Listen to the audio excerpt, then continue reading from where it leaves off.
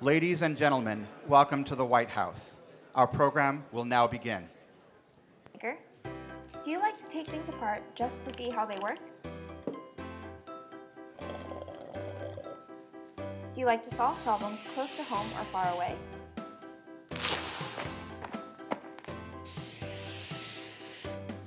Do you like building something awesome just for fun or just to see if you can do it?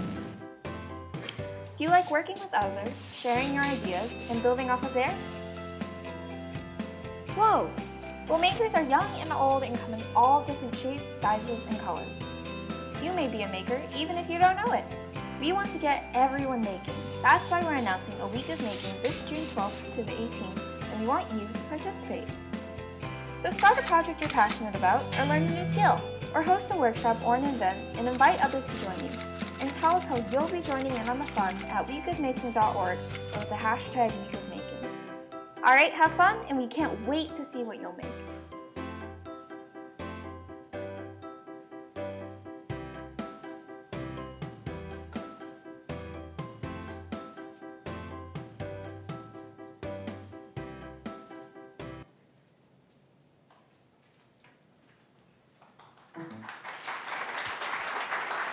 Ladies and gentlemen, Senior Policy Advisors, Mr. Rafael Lopez and Ms. Stephanie Santoso.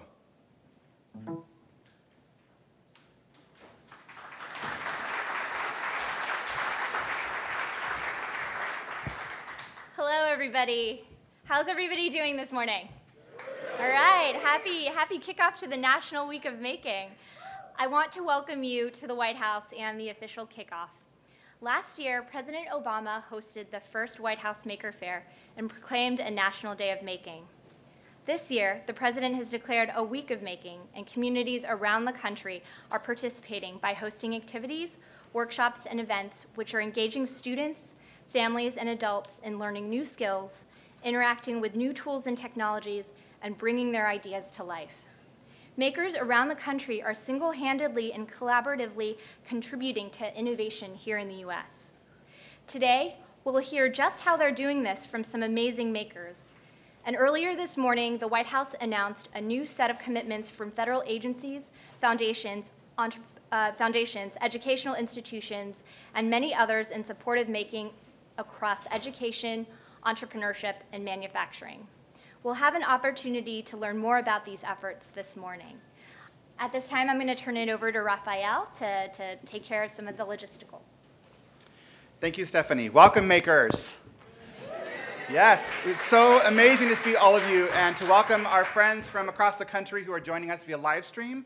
As you'll see on the screen, we want you to join the conversation via social media at #NationOfMakers and #WeekOfMaking.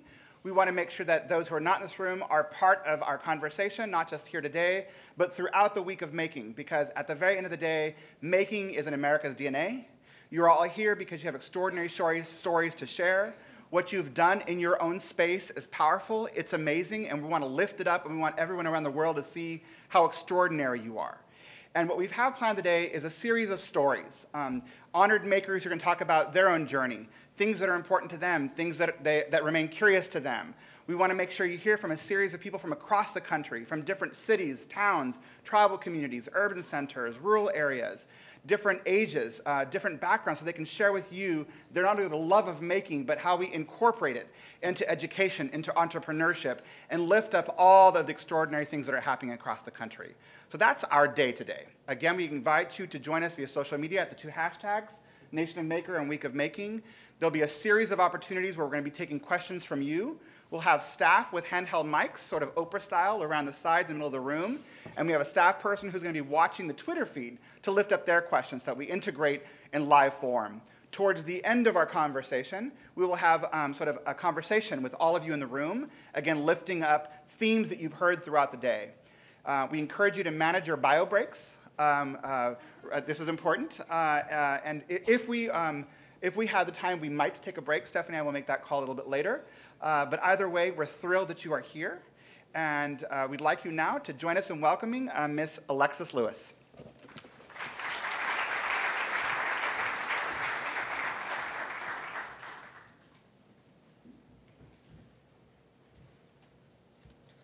Hi, everybody.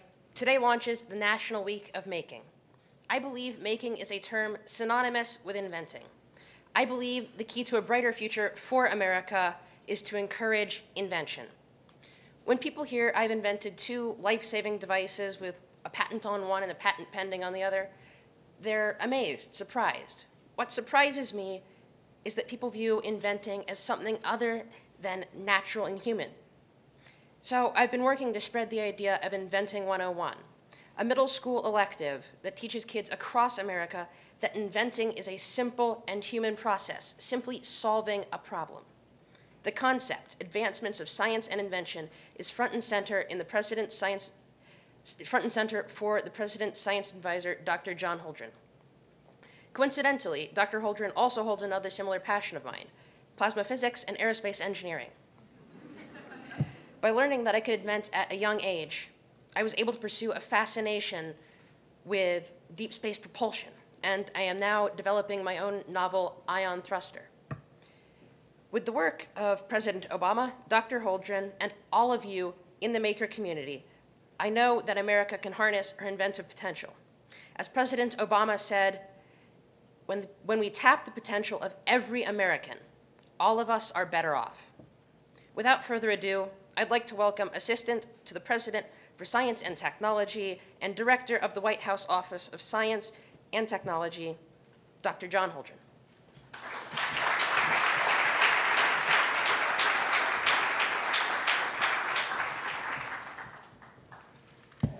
Thank you, Alexis. You are amazing.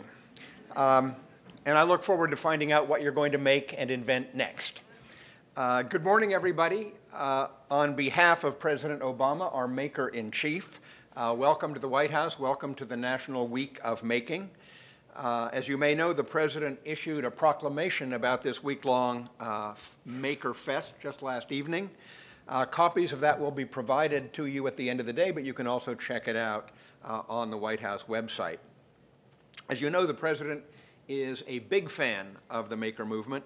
At last year's fair, he got to meet an 18-foot tall giraffe named Russell and 2 teenage sisters whose motto is, "Why get a paper route when you can start your own robotics company?" He met a lot of other interesting folks as well at that event. Before I go any further, I want to thank the OSTP team, the team from the Office of Science and Technology Policy that has worked so hard on this National Week of Making, particularly Stephanie Santoso, Rafael Lopez, Kumar Garg, and their boss, my deputy for technology and innovation, Tom Khalil.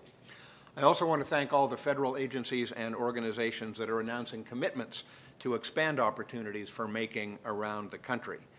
And I want to recognize at least 1 and maybe 2 members of Congress who are here. Congressman Mark Takano of California. I'm not sure whether Congressman Tim Ryan made it. They are the co-chairs of the Makers Caucus in the Congress. And on that topic, Congressman Takano asked me to urge you all to talk to your representatives and tell them to join the Maker Caucus in the Congress. This morning, at the risk of preaching to the converted, I want to explain why the administration thinks that making is such a big deal, and I want to share some thoughts about potential next steps to advance the maker movement. First of all, the maker movement can provide and promote values and opportunities that are ends in themselves: creativity, tinkering, collaborative problem solving, self-sufficiency. Steve Jobs once said that the ability to put together a radio from a Heathkit had a big influence on him. As he put it, it gave me a tremendous level of self-confidence that through exploration and learning one could understand seemingly very complex things in one's environment. Making can inspire more young people to excel in science, technology, engineering, and math, in design, in advanced manufacturing, and clearly students are going to learn more if they're engaged in hands-on projects that are connected to their personal interests and that are relevant to real-world problems. Second, makers are, in fact, developing innovative solutions to some really pressing local and global problems. Today in the audience, we have some amazing makers who are doing just this. You heard from one of them a moment ago. We are also joined by John Shull, the founder of eNable, an organization that helps to connect individuals who design low-cost 3D printed prosthetics with those who need them. We have a great team of students from the University of the District of Columbia who developed a new technique for harnessing solar energy for people who live in apartments and can't install their own rooftop panels. Third, making can help promote innovation in manufacturing by democratizing the tools needed to design and make just about anything. In the same way that cloud computing and open source software have lowered the cost of launching an internet startup, tools for desktop manufacturing like laser cutters and CNC machine tools are lowering the cost required to develop and prototype physical products. People with an idea can join a makerspace, learn from their peers, create a prototype, and launch a crowdfunding campaign to manufacture their invention. Finally, making is being embraced by a growing coalition of individuals and organizations, including federal agencies, mayors, companies, universities, schools, libraries, museums, nonprofits, and foundations. Now, although a huge amount of progress has been made since the first Maker Faire in 2006, I think there's a lot more that we can and we should do to take advantage of the possibilities being created by the Maker movement. Let me mention 4 areas that I believe we should do more about in the months and years ahead. First of all of our kids should have access to these opportunities. More schools and after-school programs should have a makerspace and mentors that are encouraging kids to pursue ambitious products. Makers, parents, engineers, companies, and local foundations should organize 21st century barn raisings all over the country. Second, the maker movement should look like America. More should be done to involve all Americans, including women and girls and people of color. And as one step in that direction, last year, OSTP organized a White House workshop on making for historically black colleges and universities. Third, more of our cities and communities should have a rich maker ecosystem. Some of our cities already have maker spaces, a Maker Faire, accelerators for manufacturing startups, manufacturing-friendly zoning policies, apprenticeship programs for making for workers, and strong participation from local schools, libraries, museums, and foundations. More cities need to follow. And there's progress in this direction. I'm delighted that over 100 mayors have signed the Mayor's Maker Challenge, with more certainly to come. At last year's Maker Faire, Intel pledged to promote making in 6 cities where Intel is a major employer. And I hope that other companies will consider making a similar commitment. Finally, federal agencies should experiment with new models for tapping the maker community as a source of creative ideas for addressing important problems. An example in this space, DARPA, the Defense Advanced Research Projects Agency, recently announced a fast-track initiative that will allow them to support individuals and small businesses who have new ideas for robotic hardware and software. So let me just thank you most enthusiastically for myself and for the President for all that you're doing and all that you will do to promote making. We will welcome your ideas for additional steps that we in the Obama administration can take to advance the maker movement. And I hope you all have a fantastic National Week of Making, that you check out the National Maker Faire here in Washington, D.C. that is starting later today. Again, thank you all.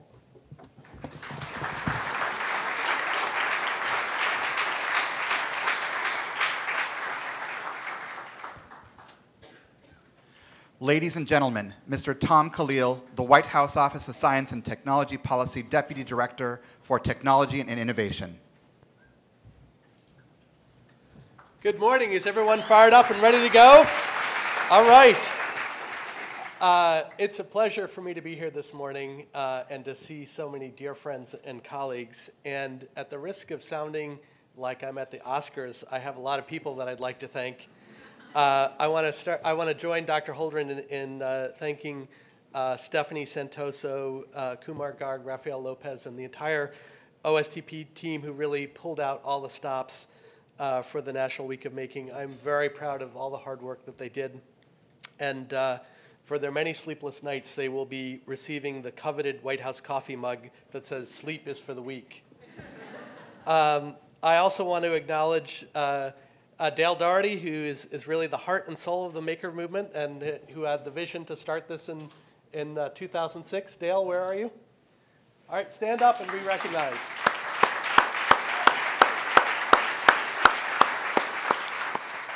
And I also wanted to thank the entire Maker Media team for being such a great partner in organizing the National Maker Fair.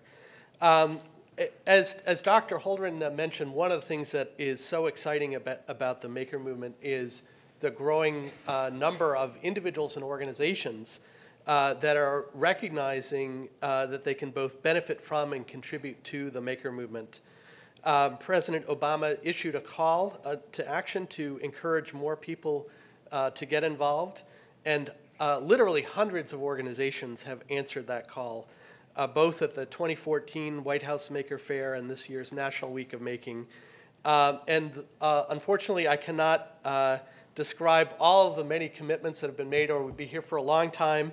They are included in a White House fact sheet and a number of other materials that are going to be on the White House website, but I'd like to describe a couple of them. More than 100 school leaders of K-12 districts and schools representing more than 3 million students are going to broaden participation in making, tinkering, and inventing.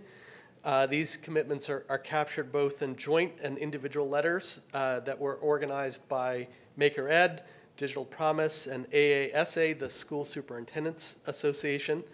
So, for example, Intermediate Unit 1 school district serving more than 56,000 students in 25 small school districts in rural Pennsylvania will work with partners like Chevron to create a flagship Fab Lab to serve the region, as well as a mobile Fab Lab that will travel across the region.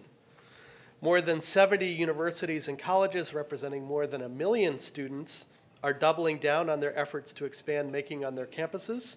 So Case Western Reserve University, for example, will open the first phase of a 50,000 square foot makerspace and innovation center that will not only be open to faculty, students, and staff, but to members of the Cleveland community called ThinkBox. As Dr. Holdren said, federal departments and agencies are stepping up as well. So the Small Business Administration will, through its second round of its Growth Accelerator competition, encourage communities to include startup accelerators and maker-oriented workspaces as part of their regional innovation strategies. The Department of Education will be launching a career and technical education maker challenge this year to transform or create new 21st century maker spaces. The Economic Development Administration, part of the Commerce Department, is supporting regional innovation, including the development of maker spaces. The National Science Foundation is inviting a broad range of proposals on how making can contribute to STEM education, citizen engineering, and American innovation. The Corporation for National and Community Service is announcing a goal to support 1 million hours of volunteering by federal employees in STEM and making-related activities.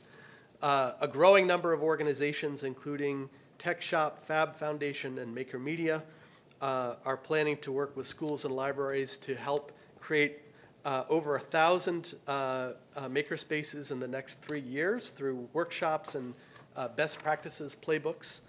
Infosys Foundation USA is launching a campaign to infuse making in its philanthropic activities. This includes launching Infi Makers Awards, which will celebrate makers from across the United States who demonstrate creative excellence to projects with genuine impact, offering prizes in categories of up to $1 million. The Digital Harbor Foundation, building on the reopening of the closed South Baltimore Rec Center, will help other communities interested in replicating this rec-to-tech model with resources, documentation, and training. The STEM Funders Network is going to be supporting STEM learning ecosystems in at least 25 communities around the country in 2015, and we'll have a maker component as part of that. Etsy is going to scale up its craft entrepreneurship program to 30 cities by June 2016. Made Right Here will expand its maker professional apprenticeship program in 20 cities across the United States. Regions such as Anderson, Indiana, in collaboration with Purdue University, will build a 90,000 square foot facility that will include a 12,000 square foot makerspace and a 35,000 square foot industrial incubator. Pittsburgh is going to publish the Mayor's Innovation Roadmap that will include an emphasis on making, and the Sprout Fund will premiere the Remake Learning Playbook. Reimagine Group and Maker Media are collaborating to launch a platform and playbook for cities interested in expanding making in their communities so we can really take advantage of our laboratories of democracy. And then, as Dr. Holdren said, federal departments and agencies are beginning to tap the maker movement for all of their creative ideas. So USAID is going to build a Makers for Development catalog with a new online marketplace to incubate and grow new ideas that are related to global development and global health. The Navy is expanding access to makerspaces where sailors can expand and refine their own ideas and test them out. The Department of Veterans Affairs is committing to build an open library of 3D printable prosthetics and assistive technologies for our nation's veterans. And then those are just a few of the commitments that were made. So there is really, I really think that we need to take the phrase maker movement literally as opposed to just a figure of speech. And I think we have an opportunity to really dramatically expand the number of individuals and communities that have an opportunity to participate. So I want to thank everyone who made a commitment this year or made progress on the commitments that they made last year.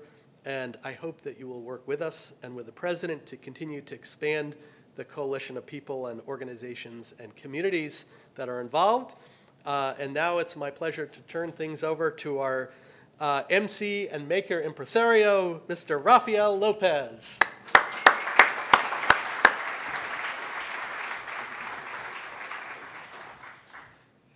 Thank you, Tom. As you've already heard from Alexis and Dr. Holdren and Tom, there's just extraordinary things happening across the country, and all of you here in the room today, and those of you watching via live stream, just really reflect that promise and that hope. And this is the part in the program where we're going to begin to bring up a couple of honored makers who are going to share their story. And before we bring them up, I just want to ask you a couple of questions and signal by applauding if you can relate to it. So how many of you have struggled when you have tried to work on your invention? Clap. How many of you get nervous whenever you're trying to test the new thing you've made or are really hoping that people like it? Clap. Right. And how many of you just get nervous coming to the White House, whether it's for the first time or the 10th time? Clap. Right. So clearly, you all know how our honored makers are feeling right about now. And one of the things we always tell people who join us on this stage is that, yes, it's the same stage that the President speaks to you in the country from on many occasions, but it's also the place where the President wants to make sure that people, ordinary people doing extraordinary things get to share their stories. And whether it's making or healthcare or any other thing that we're working on, people have an amazing story to share. And no one can tell their story better than they can. And that is why we wanted to make sure that throughout today's program, we lift up their stories, and with their voices, they share with you their perspective. So please join me in showing a lot of love for our first honored maker stories. We'd like to invite Emily Pillaton, Kobe Unger, Aiden Robinson, and Brianna Isaac to the stage. Please join me in welcoming them.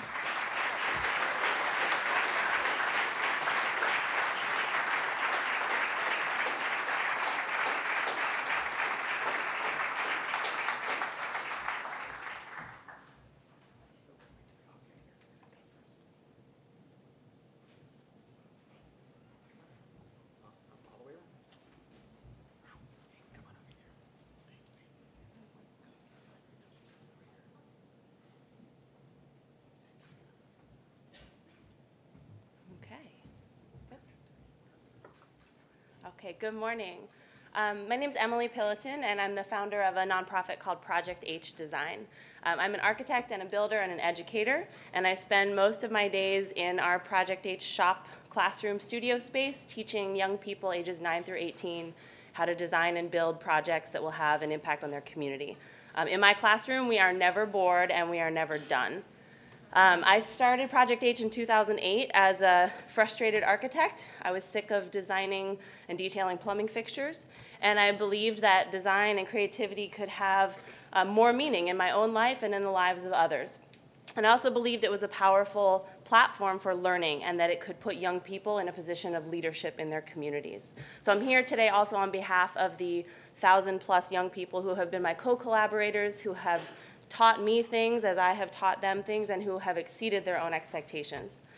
So this is a farmer's market structure in the rural town of Windsor, North Carolina. This is a structure that was designed and built by 16 and 17-year-olds, my first 13 students ever in this town in North Carolina. And over the course of 1 year, we were an architecture firm, a general contracting company, an academic class, and my students built this structure for their hometown, and it has left an indelible mark on their community. It's created 4 new businesses, 15 new jobs, and has 50 vendors. I'm so proud of my students, and thank you. Thanks. One of my students in particular, his name is Stevie. He was about to drop out of school. When I first met him, I convinced him to stay to take our class. He did, and 3 weeks ago, he graduated from NC State with a degree in agriculture and is the first in his family to attend, let alone graduate from college. Sorry. So it is the audacity and the underestimated brilliance of these students that have left a mark on their community and on their lives and on mine. And if I can have the next image, please. Oh, can you go to the next one? Thanks. These are 10 and 11-year-old girls who learned how to weld in our summer girls camp program.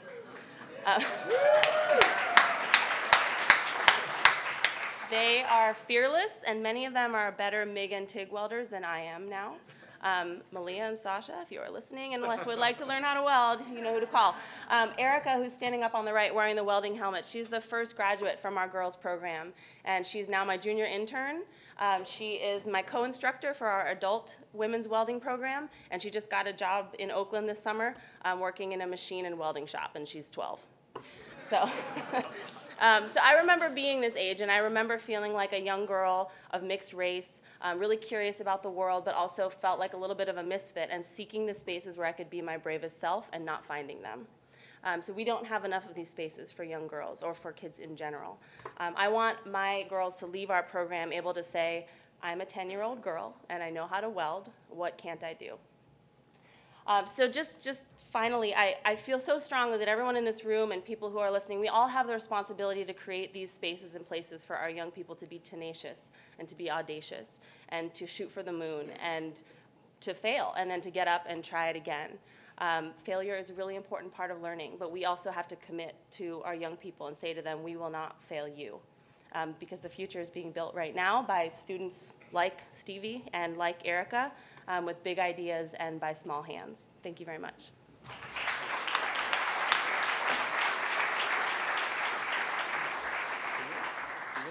Can you reach this microphone? Is that better? All right. Go ahead. Go ahead. I went to a summer camp a year ago,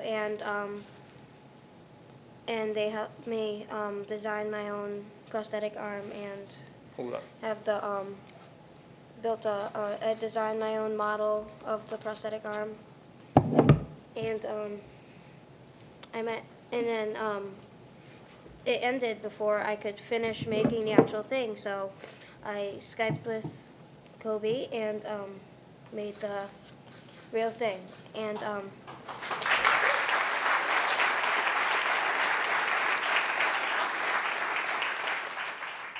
then we made a little clip on the sleeve to take the hand off and put on different attachments like the Lego hand.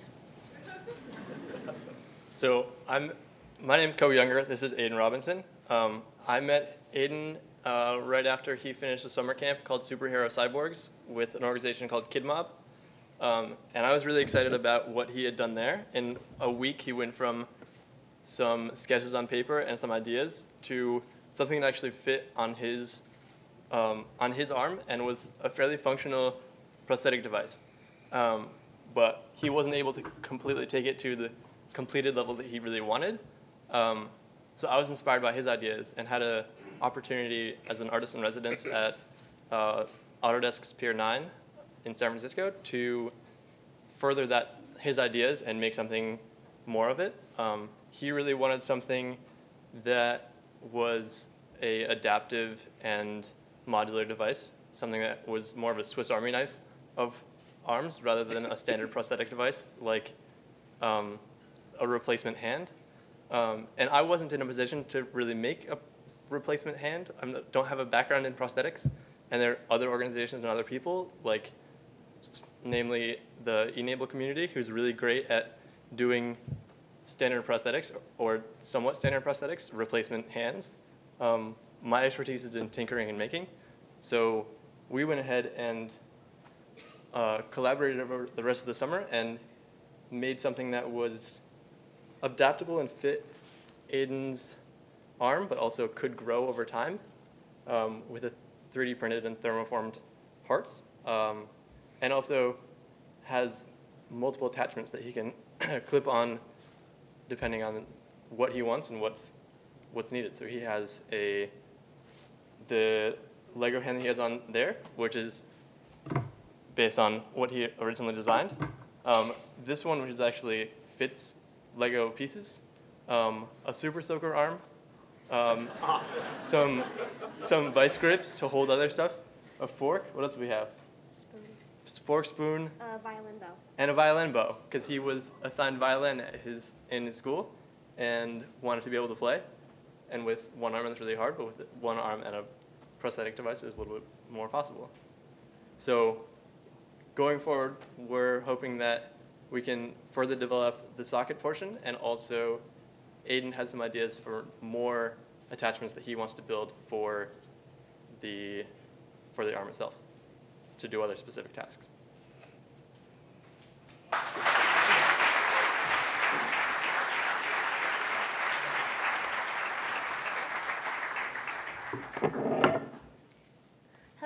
Hello, my name is Brianna Isaac, and if I may, I'd like to introduce myself in my native language.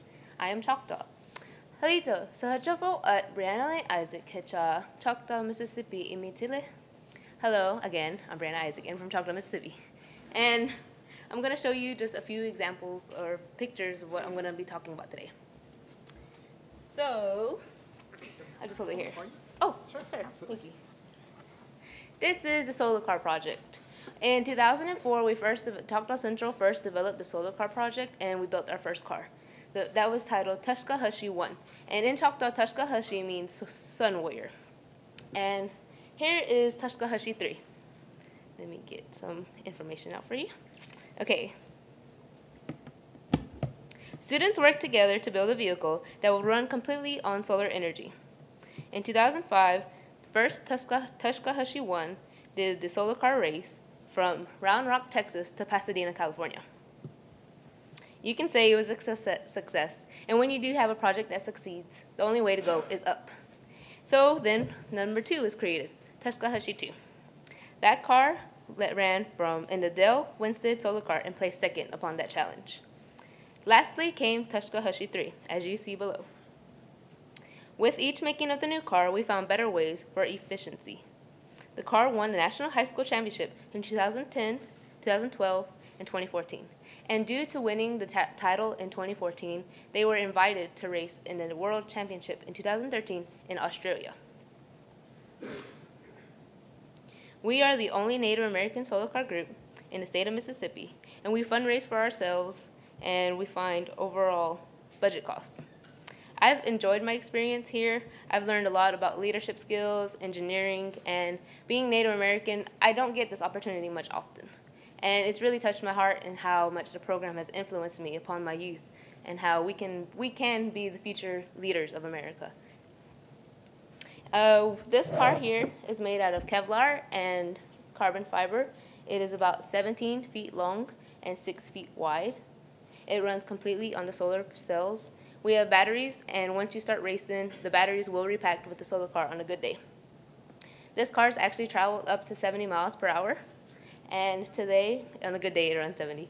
But yeah, whenever we raced last year in Texas, and we did the whole cross-country and track race, we placed first in our division in advanced category.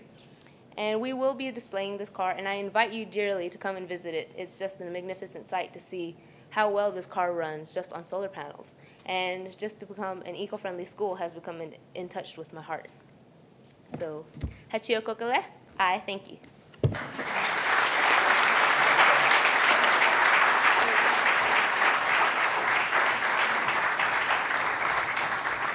How can you not be inspired by those extraordinary stories, right? A Swiss Army knife of prosthetic devices. You know, I'm a girl, I weld, I can do anything. You know, programs that touch their heart and future leaders of America. I mean, imagine if, you know, all of these people, you know, had all of their ideas lifted up and expanded and amplified and scaled in a much more significant way. And think about all the other stories that are left untold, right? The narratives of so many women whose ideas and stories are not told in history or even to present day. The ideas and narratives of so many communities of color who struggle to get their ideas and their stories, you know, amplified nationally and internationally. So thank you once again to our honored makers. We are now going to proceed to a panel, and we want to have a panel discussion, and we'd like to welcome our moderator, Stephanie Santosa, our Senior Policy Advisor for Making. And by way of introducing Stephanie, she's the first ever White House Advisor for Making, so that deserves a round of applause right there. Exactly. So if you are not her tribe, her people, who is, right? So we would like to invite us to our panelists at this moment.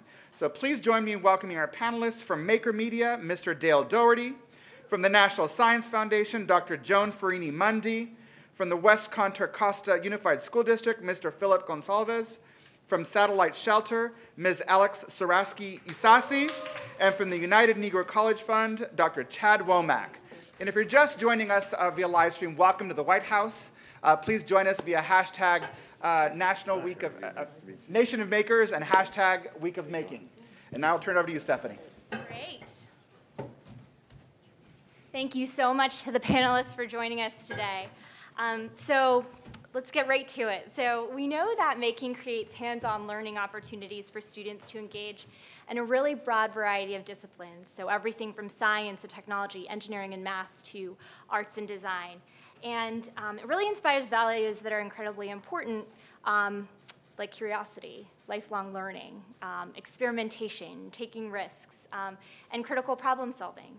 And given that our panelists have a really broad range of experiences working in K through 12 and higher education, I'm really looking forward to kind of having a deeper discussion about what the future of making in education looks like. So I'd like to maybe start with Joan.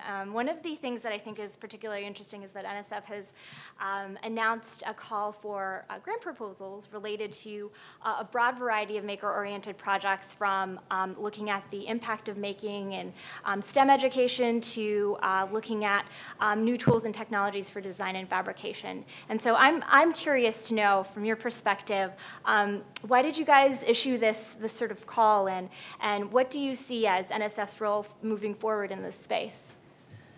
Thanks, Stephanie. Good morning, everybody.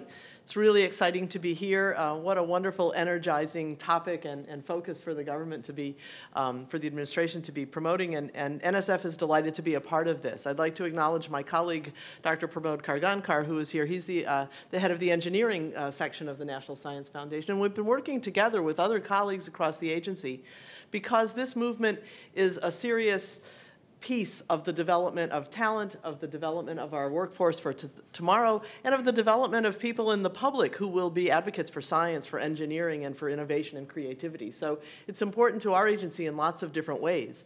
We're happy to be an agency that has been really at the forefront in some of the development of the technology and the engineering accomplishments that have been able to enable the maker movement. So early advances in CAD design, in 3D printing, in the kinds of tools that are so central. And we hope to continue to, of course, be funding the very best ideas so that we continue to have opportunities into the future. For us in education, a real major reason for being a part of a new announcement that we've made for a funding stream that will be focused on promoting making is the idea of talent development, of how do we find the very best thinkers, the very most creative people, the best innovators at young ages, and encourage them to continue to pursue their interests, to continue to explore the science, technology, engineering, and mathematics fields, and to bring us the very best ideas that they can come up with. And then how do we figure out, among all of these very exciting and interesting maker spaces, maker opportunities, maker programs, how do we figure out the critical elements that we want to make available to everyone, and how do we basically understand or study how making can promote learning, can promote engagement in STEM, can promote persistence and accomplishment, so that we can work towards scaling this up and provide the critical key elements. And so we're very interested as an agency in finding out what's working, why is it working, for whom is it working, and how do we make it available to more people. Something that I found compelling that you sort of touched upon was this idea of sort of uncovering makers and inventors and tinkerers and figuring out how to support them. And I think what we've already heard even today with just a couple of makers who've told their stories is that innovation and creativity and ingenuity knows no age limit, right? So you could be 10 years old like Aiden, 15 like Alexis, and I had a really interesting conversation with Alex earlier this week, and Alex, you and some of your classmates actually came up with a really, really interesting solution to help the homeless stay warm, and the way that you did that was you had also mentioned this sort of innate interest in social innovation. So I kind of wondered if you could talk a little bit about how your experience as a student actually helped to foster that, and some of the resources and activities that you sort of took advantage of as a student. Yeah, definitely. So as a student, I was part of an integrated program at Carnegie Mellon that integrates engineering, design, and business. But in terms of fostering a social interest, whenever we look at a problem, the first thing we look at is people. And when you start to focus on the people, you realize that helping people and making a difference is really like very easy next step. And so to me, yes, there's tons of for-profit and nonprofit opportunities out there, because when I look and I understand what the person next to me needs, then I see opportunity to create something, to create a better way, and really to help them create their better way. Really, that creates something much more powerful than me designing it for them. If I can do it with them together, we can make something that really makes someone's life different. And so, really getting that integrated perspective and bringing in design thinking. I have an engineering background, but it wasn't until I really encountered design thinking that I really understood, how to talk to people and how to really understand a problem and wrap my hands around it. That interdisciplinary aspect of it. It's super important. Yeah, that's great. Dale, I was wondering if you could kind of give us your thoughts. You're a little bit of a Johnny Appleseed of making. If you wanted to share your thoughts on what sort of you're most excited about in terms of making an education, maybe some interesting examples. You have a really good handle on kind of the landscape of what's happening both at the K through 12 level, but also higher ed. Well, I think that, the thing that always struck me that a lot of people that I saw in the tech industry were self-taught, and they were more importantly self-directed learners. That they and the way things change in our culture and technology, you almost have to be, and so that you can't take a class in something when it just came out yesterday. You have to kind of figure out how to do things yourself. And that sort of orientation around education, I think was, I really see it more in the informal learning areas than in the formal learning. And so at the magazine with Maker Faire, really wanted to look outside of school a bit and say, well, how do we learn in our culture? And makers are learners. I mean, they're good learners. And that's what excited me about this, is there's so many different things, different ways to learn.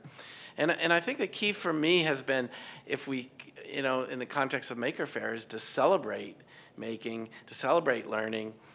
We really open it up to lots of other people. And one of our speakers in the Congressional Maker Faire yesterday says, this is deeply personal. And I think that's the real differentiator between sort of traditional like STEM approaches in here to making, is that it really seems to be grounded in getting right the students' motivation, the students' interests, and building projects, doing things based on that. It's not what we want to teach them, it's what they're able to do. And I really think that can come from parents, it could come from mentors, it could come from teachers. And it's not to say that this shouldn't be in school. I've been really thinking that maker spaces in schools, libraries, and other places in our community can actually promote this informal learning, in the daily life of children. But to really, I would say the last thing is the openness, being open to what the kids really can do. Sometimes we create constructs where they don't have the opportunity to be creative and express their own interest and follow their own desire, their own definition of a problem. Sometimes we kind of set it all up for them so that they succeed, and they are succeeding on one level, but they're failing on a much bigger level to really, yeah. So I think, this is really a community endeavor. It isn't just a school endeavor. It's something that we all, I think, are trying to create a creative culture that supports lots of different ways and lots of different contributors. I think that's a really good point in the sense of, oh no. I think that's a really important point, sort of this idea that education is just one portion of thinking about the way that making can actually be fostered within the broader community. So thinking about at the local level, at the community level, education is a critical component to thinking about the ways that making can have an impact, whether that be in the space of entrepreneurship or local manufacturing or community-based problem solving. I wanted to turn it over to Phil because I think it's interesting. Dale sort of brought up the concept around making outside of school. Phil is a STEM director at a school district in California that is doing a lot of really interesting things around making. You've been really a champion for it. If you could talk a little bit more about it. So yeah, from our perspective, making is a great way to get kids interested and excited about STEM and math, but we need to go beyond that. We need to integrate it in the school day. So I first got excited when our corporate partners, Chevron and Fab Lab, showed me how to use a laser cutter. And I was like, whoa, this is awesome. And I'm a mathematician by training, so I actually created a binomial cubed model. And then I took it into our teachers and with our kids, and the kids were like, that's what cubing a binomial is? They just expanded it. So for us, it's really about integrating it into our Common Core standards and our next generation science standards to make sure it's added value for our teachers and for our kids. So the fact is, in our Common Core standards, we have to teach kids how to simplify an algebraic expression, and kids are like, yeah, when am I ever going to use this? And then when I talked to my colleagues, engineers at Cal State East Bay, and they said, hey, you can calculate circuit resistance. And then I said, okay, let's create a lesson on that. And then I worked with the Fab Foundation on creating a hands-on lesson where kids are actually creating bendable adhesive circuits. And we go through that where our algebra teachers teach the concept, then they teach the application with calculating circuit resistance, and then we take them to the Fab Lab, or we take the mobile Fab Lab out to them, and kids are actually learning how to create a circuit, and then they're creating all kinds of circuits and posting them all over campus. So for us, it's really about getting kids excited and interested in it, but also making sure it's part of their day and part of the teacher's day, and that it's integrated into what we do every day. Do you ever have students pitching you on ideas for things? Yes, actually we have. What kind of examples? Got some good actually, our kids are creating their own models. So our middle school kids are creating models, hands-on models for our elementary kids to understand fractions. And then we're going to turn around and sell those to other school districts. So we're pretty excited about it. Get that entrepreneurship in early. Exactly. Right? Exactly. Chad, I wanted to turn to you because as National STEM Director of the United Negro College Fund, I know one of the main things that you've been really focusing on is engaging with the HBCUs and thinking about the ways to broaden access and participation around making, and wanted to, from your perspective, just ask you to think about what are sort of next steps in terms of doing this? Well, first, thank you, Stephanie, and thank you to NSF for support. The HBCU Making for Change, and last year, the HBCU Maker Workshop were co-sponsored and hosted by OSTP and NSF, and so we want to say thank you to you guys for that. My biggest passion is to bring STEM into the real world for students and to align not just standards but interests of our kids at the K-12 and our students at the higher ed level. And ultimately, we want to wipe away the distinctions between the two and create a continuous learning environment. And I think Making does that in a very interesting way. I was listening to Alex, and she was talking about, hey, how do you do this at a level where you can actually make a difference for people? And I think that's exactly right. That's exactly what we want to do at the collegiate level, where we have students engaged in their communities that surround the colleges and universities, engaging kids in K-12 and parents and community-based organizations that are interested in engaging in STEM but don't know how. Making actually gives them a portal through which they can do that. So we've actually seen that actually happen at the Atlanta University Center with Morehouse, Spelman, and Clark Atlanta University. We have kids working with students in high school and doing some really cool and interesting stuff that, quite frankly, is surprising things that you never thought about. Spelman has an awesome innovation makerspace that they just opened up, I think, earlier this year, right? In fact, all three of those schools created their own makerspaces, and that was an outgrowth of last year's workshop. That's fantastic. So we've seen real projects, real capacity building happening at our institutions. Well, we have a couple of amazing student makers from the HBCU Making for Change Showcase actually here in the audience, and a couple of them are going to be actually talking later today about their projects, but really incredible stuff. I mean, just they've identified these really compelling, pressing community challenges and have developed sort of innovative solutions to them around everything from harnessing solar energy to heating apartments that wouldn't normally be able to install solar panels to, things like a sensor-based device for identifying toxicity in food. Right.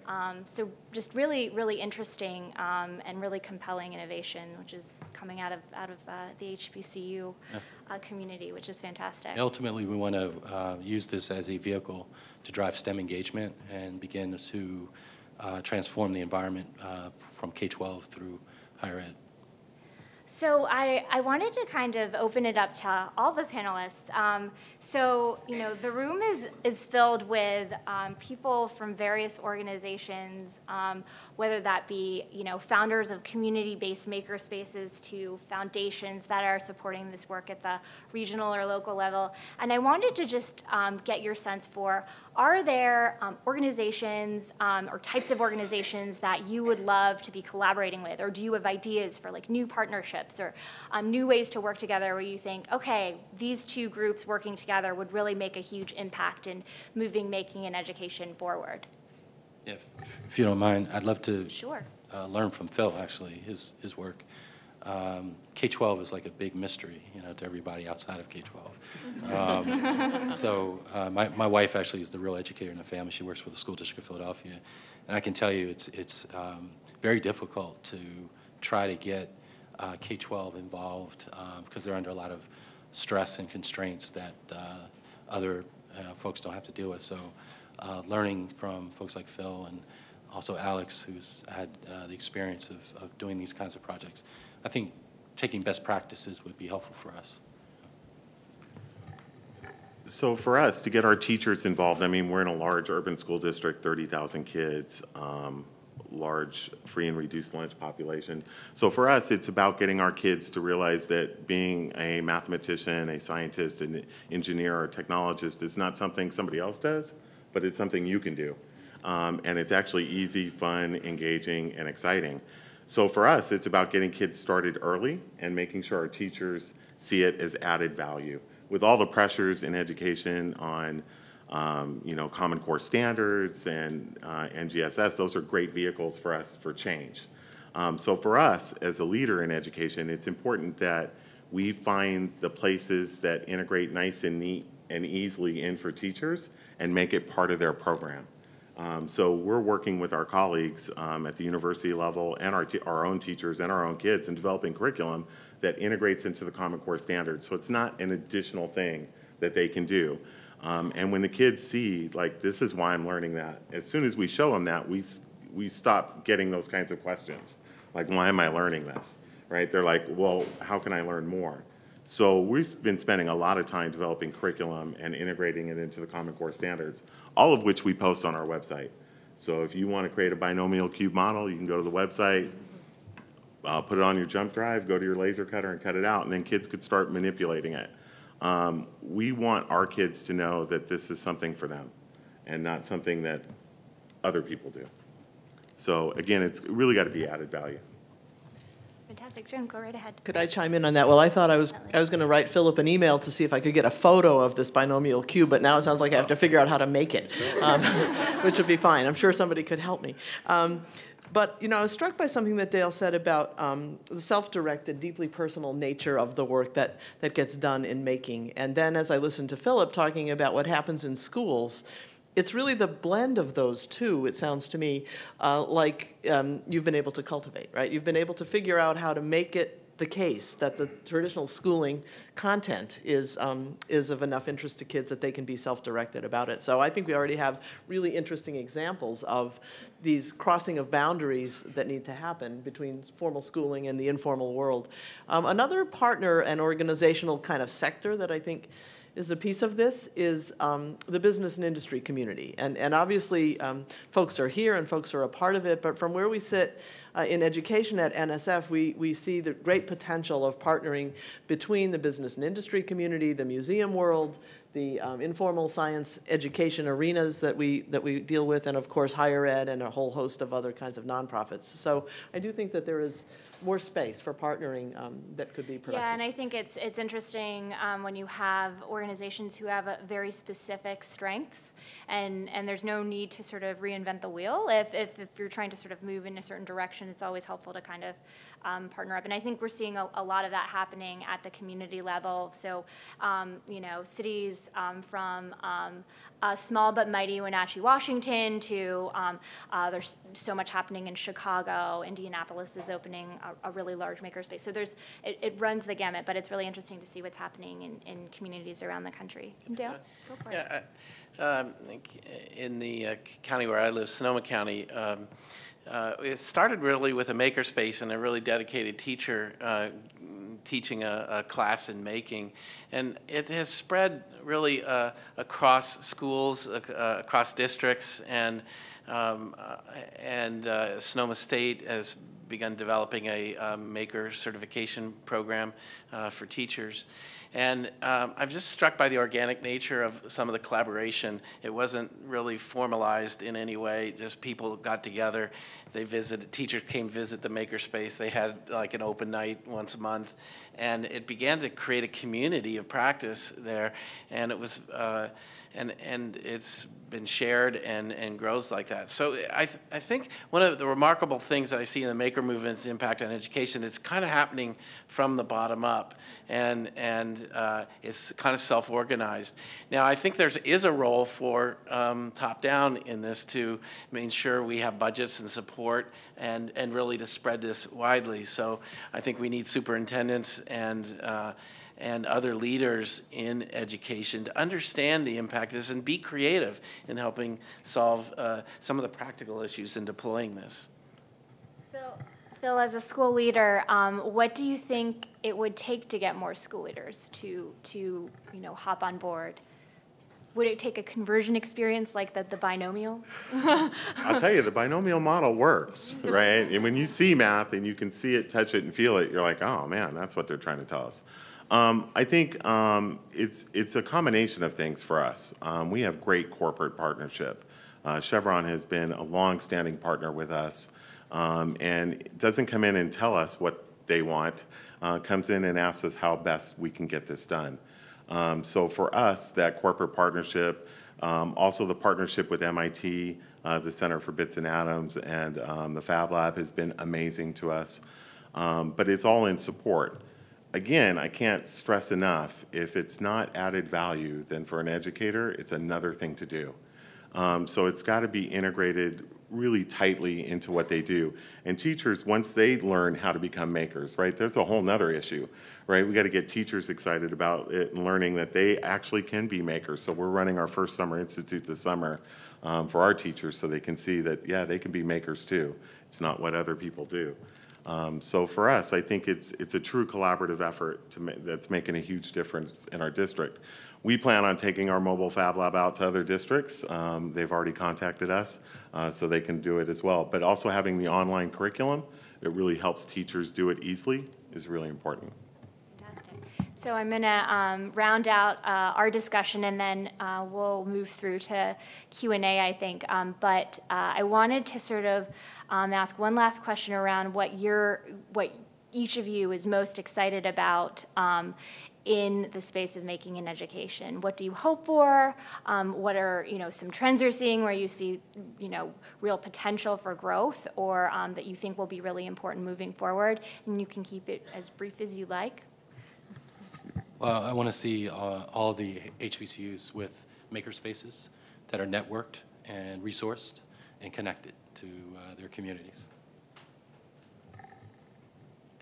I think a lot of the work in education is a really amazing opportunity to empower people, and I think empowerment is, putting in 3D printers, but just really even like simple things like telling kids that, yeah, everything you look around and see, somebody made that and somebody designed it, and you can do it too. I think that statement is really powerful, and the earlier we get that into kids' education minds, the better off they'll be.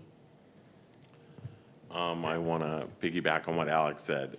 For me, it's about getting our kids to realize that they can do all of this themselves. It's not something other people do. I think it's a movement that can serve as a unifying force for bringing together partners that haven't come together necessarily before, all in the interest of building talent and innovation for the country. One of the things I would like to see more student projects visible online. We're working with Maker Ed on a portfolio recommendations. Getting the getting greater visibility for the creative work that students are doing, I think is terrific. We also started a school maker fair program so that they can exhibit, at school, create their own little maybe Wednesday night maker fair. It means a lot to not just make something, but to share it with the community and talk about and demo what you do. No, I think that's really powerful, and as we saw sort of the stories of how you had to test and iterate and test again, I think is a really important process of taking your idea and then bringing it to reality. So thank you so much to the panelists.